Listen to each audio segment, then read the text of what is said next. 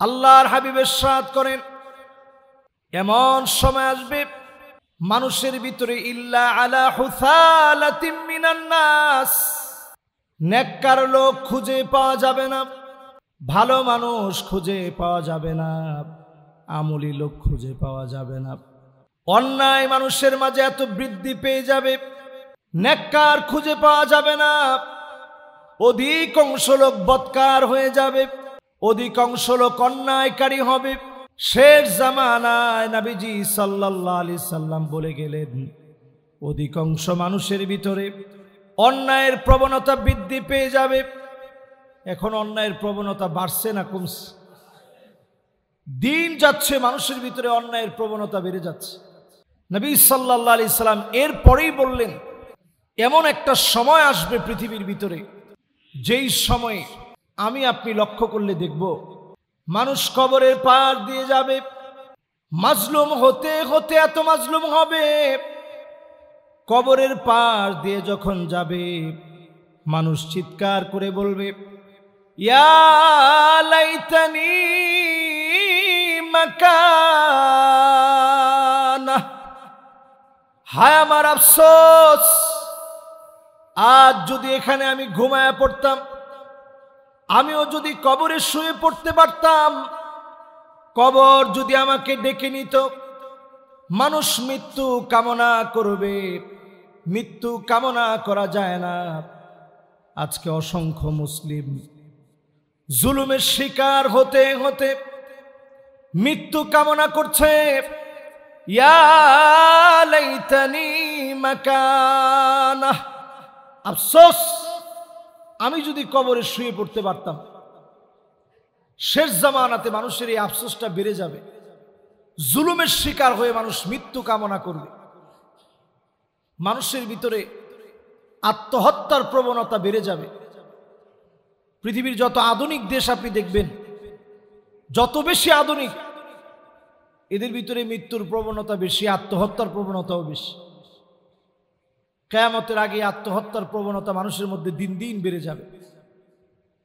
আত্মহত্যা মানুষের কাছে স্বাভাবিক হয়ে যাবে। এই বর্তমান সময়ে আত্মহত্যার জন্য মেশিন আবিষ্কার করা হয়েছে। যারা আত্মহত্যা করতে চায়, মেশিনের মধ্যে গিয়ে শোয়ার সাথে সাথেই কিছুক্ষণ পরে আপনি আত্মহত্যা আপনার কমপ্লিট হয়ে যাবে। আপনি যদি চান তাহলে আপনার নিজের জীবনকে বিসর্জন দিতে পারবেন। পৃথিবীতে যখন এই যন্ত্র আবিষ্কার হয়ে গেছে, আপনি চিন্তা করেন 1450 বছর আগে নবীজি যে কথাগুলো বলছেন, কেমন যেন আমাদেরকে দেখে দেখে বলেছেন। আল্লাহর হাবিব ইরশাদ করেন, হাত্তা ইয়াকতুলা জারাহু, প্রতিবেশীকে মেরে ফেলবে।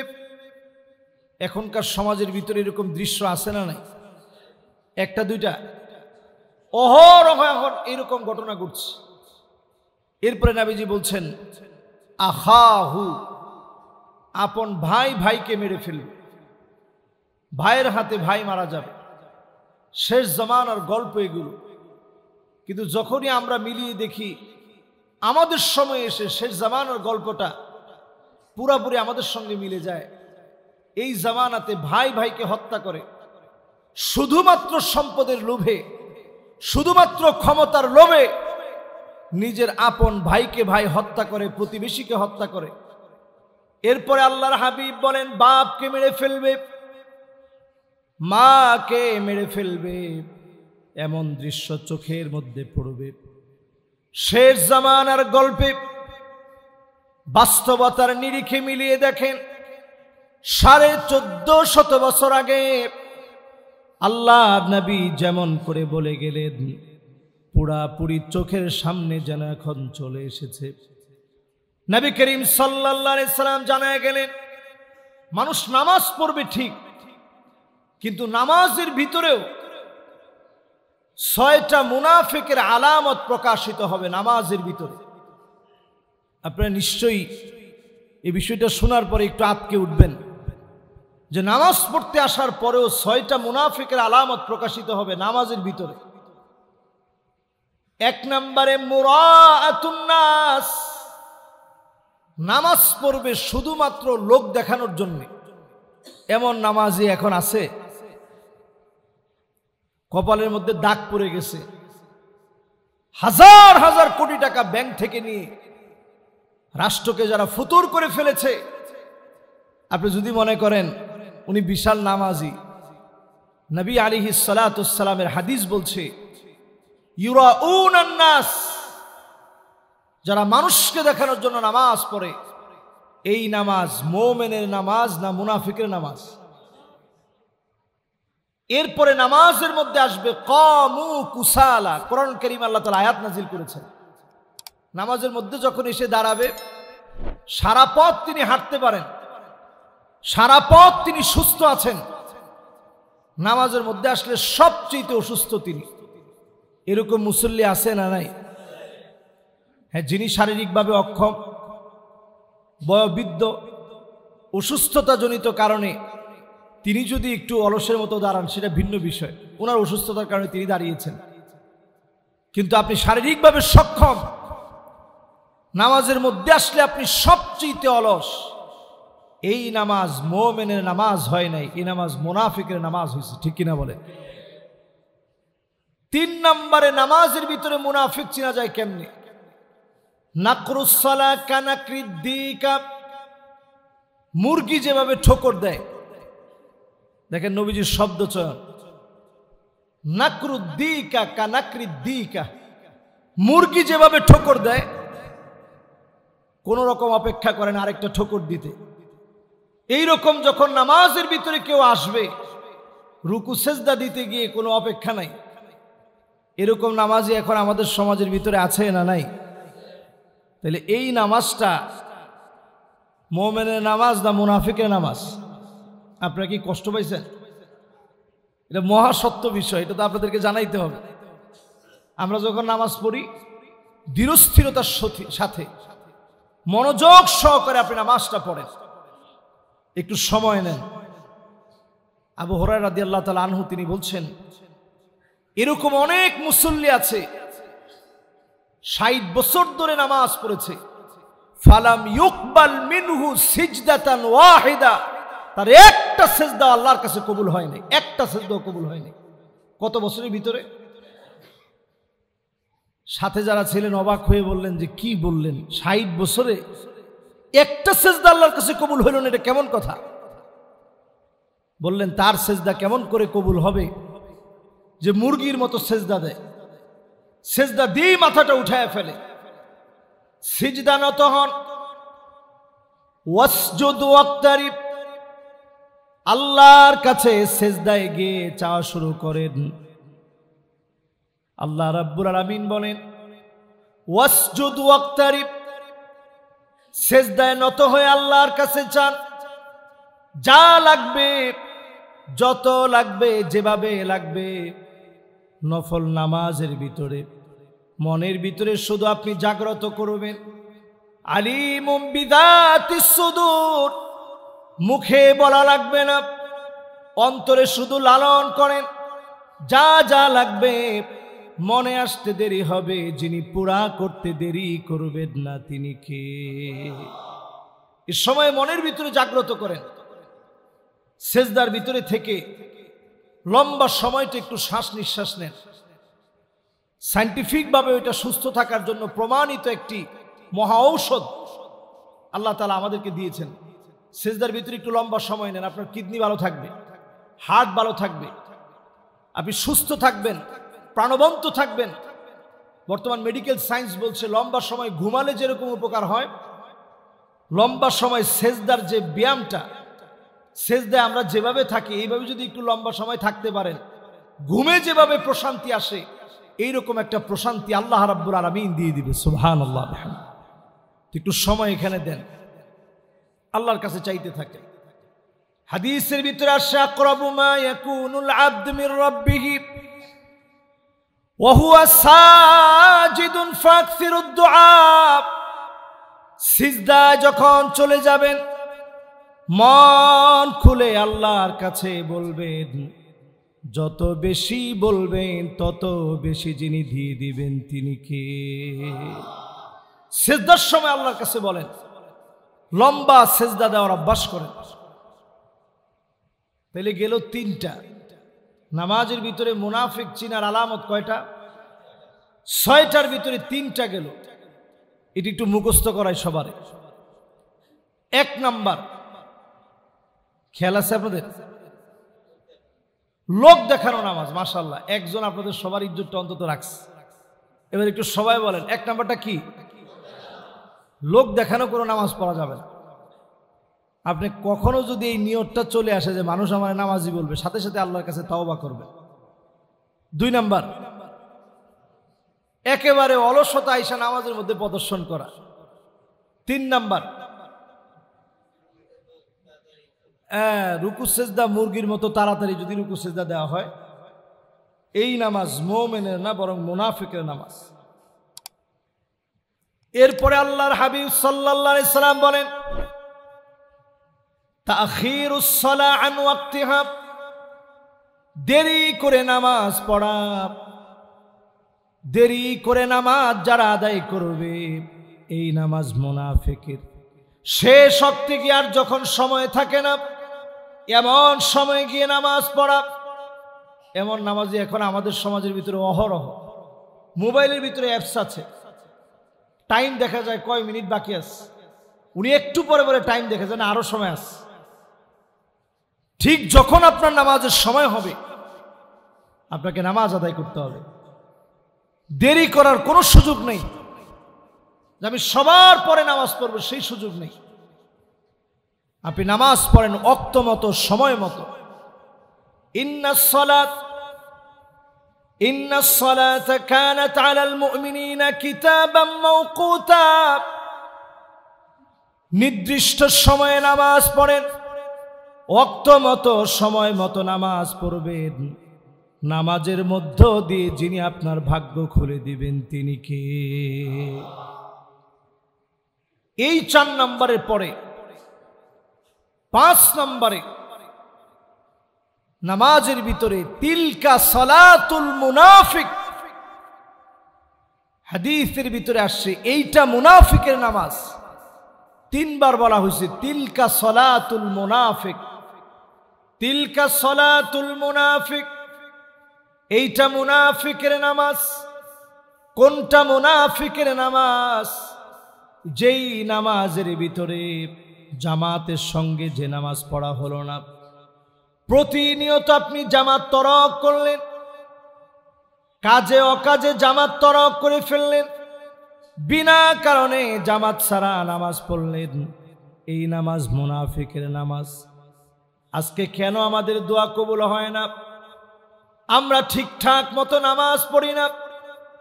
সাহাবায়ে কেরাম 1 ওয়াক্ত নামাজ যদি জামাতের সাথে পড়তে গিয়ে অপারগ হয়ে যেতেন, মাসকে মাস আল্লাহর কাছে কাঁদতেন, আমার নামাজ কেন ছুটে গেল, কেন আমি জামাত পড়তে পারলাম না। আর কোন নামাজ যদি কাজা হয়ে যেত, 6 মাস পর্যন্ত আল্লাহর কাছে কাঁদতেন, আয় আল্লাহ কেমন করে আমার নামাজটা কাজা হয়ে গেল, ঘুমের ঘুরে কেমন ঘুম ঘুমাইলাম, কেমন করে নামাজ কাজা হয়ে গেল। আর আমি আপনি মুসলিম, আমার আপনার প্রতিদিনের নামাজ ছুটে যাচ্ছে। জুমার দিনে হাজির হচ্ছি নামাজের জন্য, সাহাবায়ে কেরামের নামাজের ভিতরে জুমার নামাজ আর অন্য নামাজ, 2 নামাজের ভিতরে কোনো পার্থক্য ছিল না। এখন আমাদের সমাজের ভিতরে পার্থক্য আছে না নাই? 2 নামাজের ভিতরে আসমান আর জমিন পার্থক্য। আচ্ছা বলেন তো দেখি, জুমার নামাজ পড়া ফরজ, আর আজকে যে ফজরের নামাজটা গেছে এই নামাজ পড়াটা কি ফরজ না? এই ফরজের ভিতরে কি কোনো তারতম্য আছে নাকি? হ্যাঁ, জুমার নামাজটা অত্যন্ত ফজিলতপূর্ণ নিঃসন্দেহে, কারণ এখানে জুমআহ, সবাই এখানে আসবে, প্রাণ ঢালা একটা অভিনন্দনের মতো সবার সাথে দেখা সাক্ষাৎ হবে।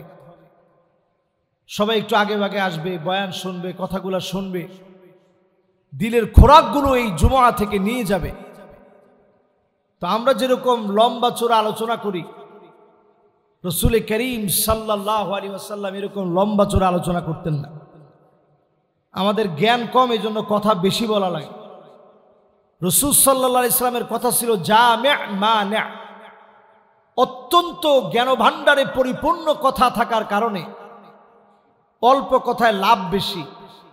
রসুল এই রকম কথা বলার কারণে খুব অল্প কথা বলতেন। আম্মাজান আয়েশা বলেন, রসুলের জুমার আলোচনাগুলো শুনতাম। মা কামা রাসূলুল্লাহ সাল্লাল্লাহু আলাইহি সাল্লাম আলাল মিম্বার, মিম্বারে নবীজি সাল্লাল্লাহু আলাইহি সাল্লাম যখন দাঁড়াতেন, হাত্তা সামি'তুহু ইয়াকুল, আমি শুনতাম দুই এক কথার মধ্য দিয়ে সাল্লাল্লাহু আলাইহি সাল্লাম বেশিরভাগ তাকওয়ার কথা বলতেন। এক দুই কথায় তাকওয়ার কয়েকটি কথা বলে উসি নাফসি ওয়া ইয়াকুম বিতাকওয়াল্লাহ, কোরআনুল কারীমের আয়াত তেলাওয়াত করতেন।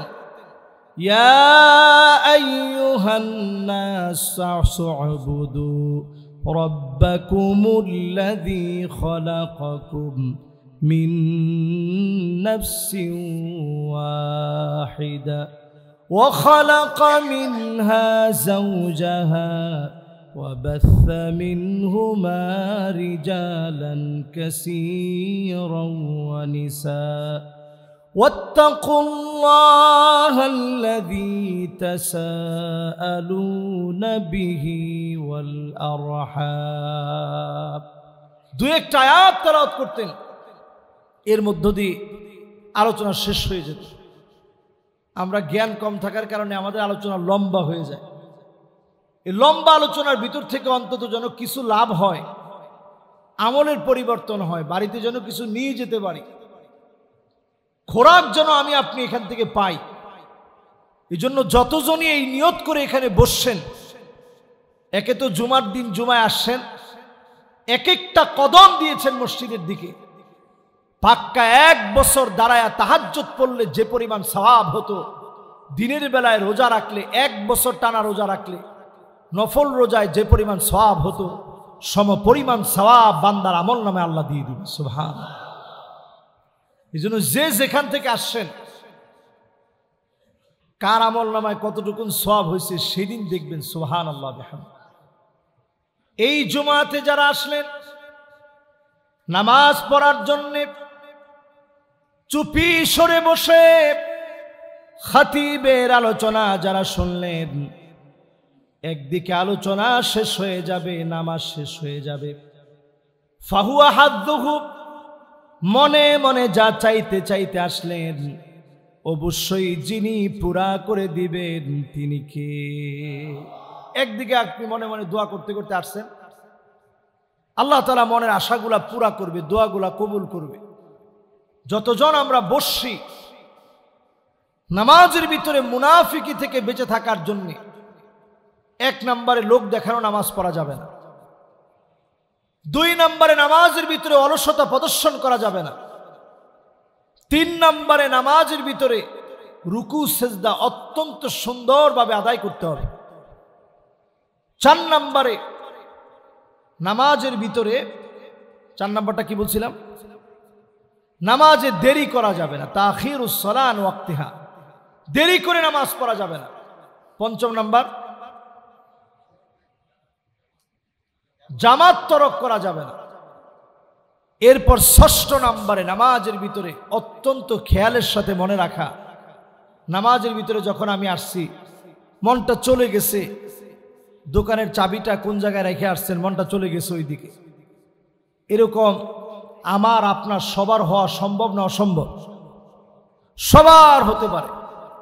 যখনই হবে মনটারে ওই দিকে দিয়ে রাখা যাবে না, মনটারে টেনে আবার মসজিদের দিকে নিয়ে আসেন। একটা শয়তান আছে, শয়তানের নাম ইখতিলাস। তার কাজই হচ্ছে নামাজের সময় এসে আপনার মনে করাই দিবে, আহারে 1000 টাকার নোটটা টেবিলের উপরে রাখিতে চলে আসলাম। আপনার সারা নামাজের সময় শুধু মনে হয়েছে হাইরে 1000 টাকা। এই শয়তানের নাম হচ্ছে ইখতিলাস। তার কাজই হচ্ছে ইয়াখতালিসুহুল ইনসান ফিস সালাহ, নামাজের ভিতরে এসে আপনাকে ধোঁকা দিবে। এই ওয়াসওয়াসায় আমরা পড়ি না এমন কেউ নেই, সবাই আমরা পড়ি। ঠিক যখন আপনি নিজেকে টেনে আনবেন, এই নামাজ হবে মুজাহিদের নামাজ। আবার এসে নামাজের ভিতরে মনোযোগ বসালেন, আবার মনোযোগ চলে গেছে, আবার টেনে আনলেন, আবার মনোযোগ চলে গেছে। এই যে আপনি জিহাদ করতেছেন শয়তানের সঙ্গে, এটা মুজাহিদের নামাজ।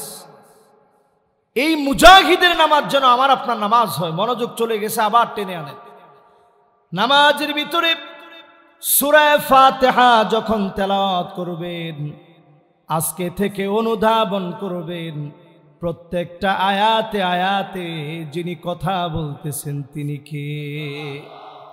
আপনি আমি যখন পড়ব আলহামদুলিল্লাহি রাব্বিল আলামিন, এবার একটু এখানে থামেন। কিন্তু আমরা যখন একা একা নামাজ পড়ি, কে কার চাইতে বেশি তাড়াতাড়ি পড়তে পারে?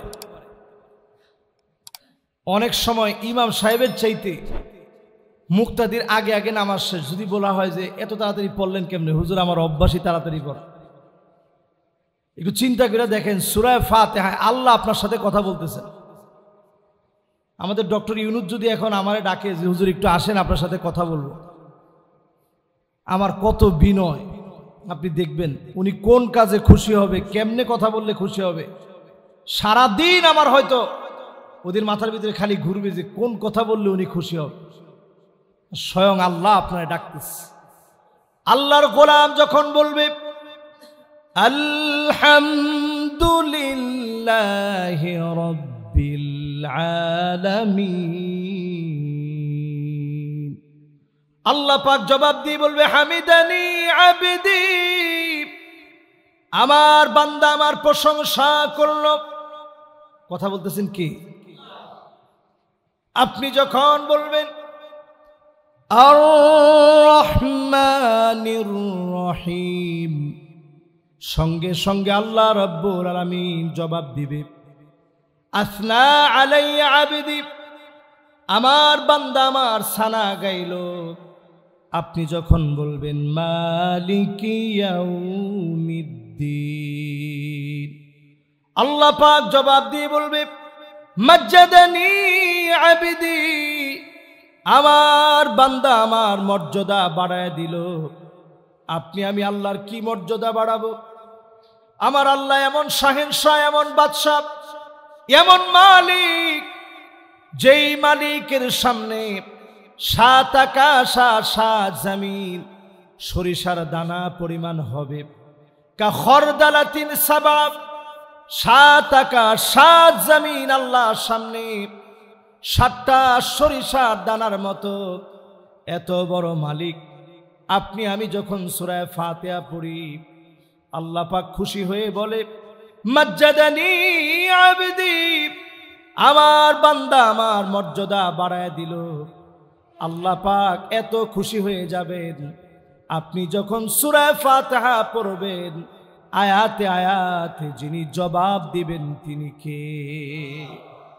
এরপরে যখন আপনি বলবেন ইয়্যাকা না'বুদু ওয়া ইয়্যাকা নাস্তাঈন, আমরা তোমারই ইবাদত করি আর তোমারই কাছে সাহায্য চাই। যখন এই আয়াতে কারীমা তেলাওয়াত করবেন, আল্লাহ বলবেন হাদা বাইনি ওয়া বাইনা আবদি, এটা আমার মাঝে আর আমার গোলামের মাঝে। আমার গোলাম যদি আমার গোলামি করে, আমি আল্লাহ তার জন্য যথেষ্ট। জোরে বলেন আল্লাহ। নামাজটা কত আপন। এরপরে যখন আপনি পড়বেন ইহদিনাস সিরাতাল মুস্তাকিম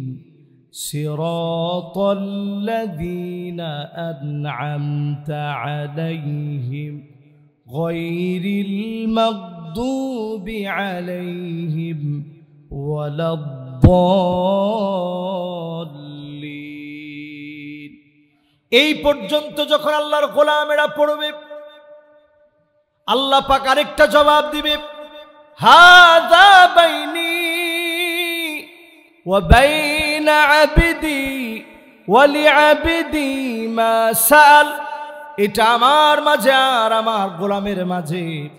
আমার গোলাম চাইতে দেরি হবে, আমি আল্লাহ তারে দিতে দেরি করব না। শুধু আল্লাহর কাছে চাবেন। এই সময় যদি আল্লাহর কাছে চাইতে পারেন, চাইতে দেরি হবে, আল্লাহ তাআলা দিতে দেরি করবেন না। এই জুমা বারে আজকে থেকে ইনশাআল্লাহ নিয়ত করেন, যতদিন সূরা ফাতিহা এবং একটু বুঝে সুঝে পড়েন। কি পড়ছি নামাজের ভিতরে? সূরা ফাতিহার কম বেশি অর্থ আমরা সবাই জানি। অর্থটা নিজের ভিতরে একটু অনুধাবন করেন।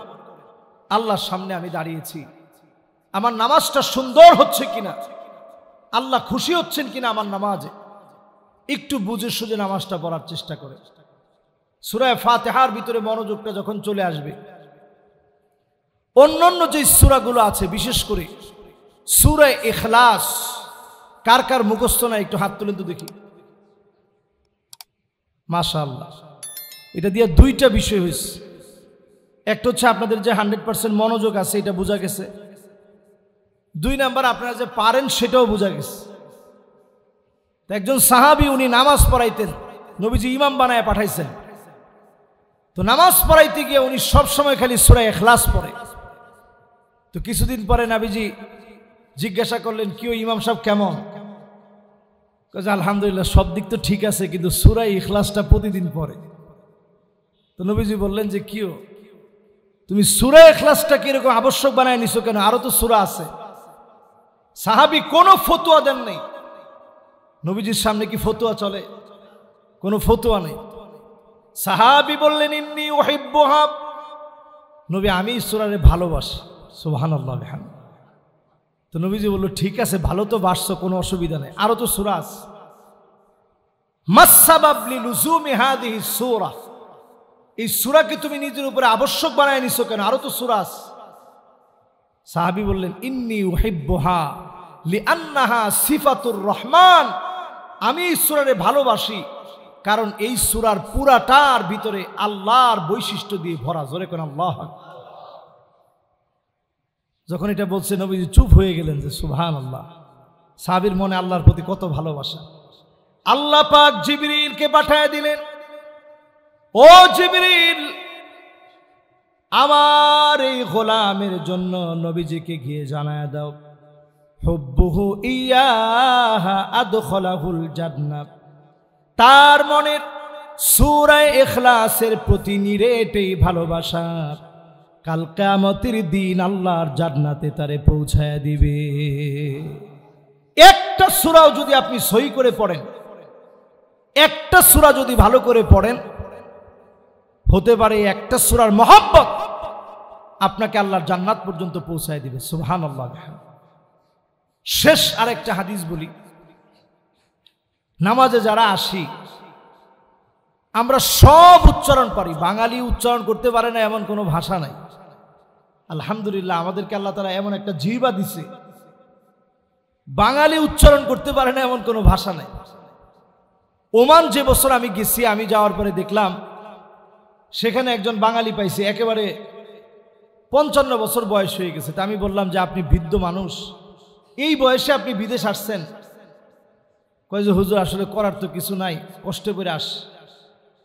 তা আমি বললাম আপনি আরবি শিখছেন কেমনে? কয় হুজুর 2-1 দিন যখন পিঠাইটা খাইছি পরে আরবি শিখছি হুজুর, কোনো অসুবিধা হয়নি। কেমনে শিখলেন?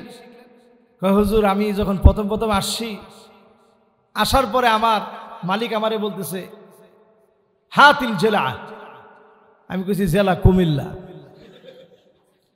যেই হুজুর খালি কইতে পারি জেলা কুমিল্লা, তো উনি তো আমার উপরে খেপে গেল, আমারে বলতেছে ওয়াল্লাহি আদ্রিবু, তোরে কিন্তু মারমু, তুই কতে তোর হাতিল জেলা।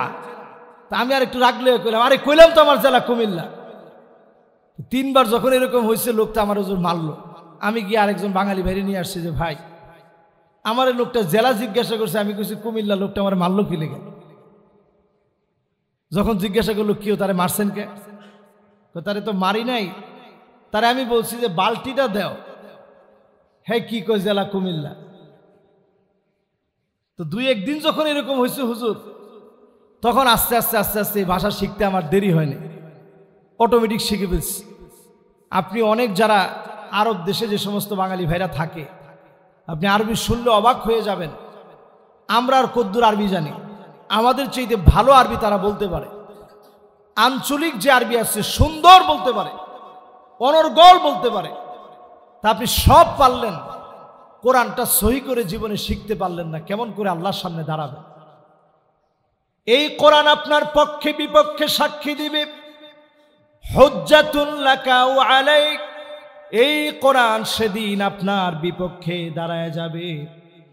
মানুষকে যখন কবরে শোয়ায় দেওয়া হবে, অন্ধকার গুটগুটে কবরের ভিতরে লোকটা নজর করে দেখবে কে যেন তার জন্য দাঁড়ায় আছে। লোকটা প্রশ্ন করবে, কে গো তুমি? নামাজ দাঁড়ায় বলবে, নূরুন ওয়া বুরহানুন ওয়া নাজাহ,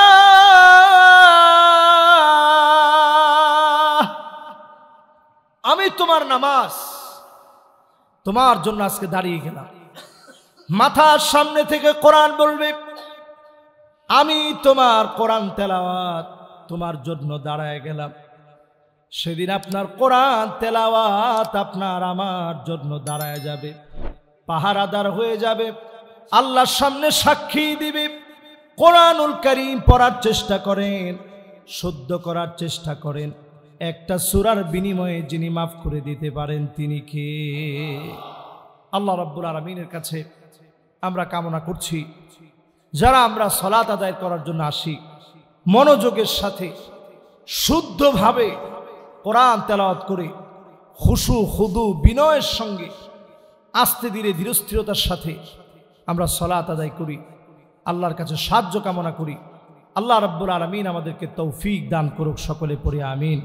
হাযা মা ইনদি ওয়াল ইলমু ইনদাল্লাহ আলাইহি তাওয়াক্কালতু ওয়া ইলাইহি উনীব।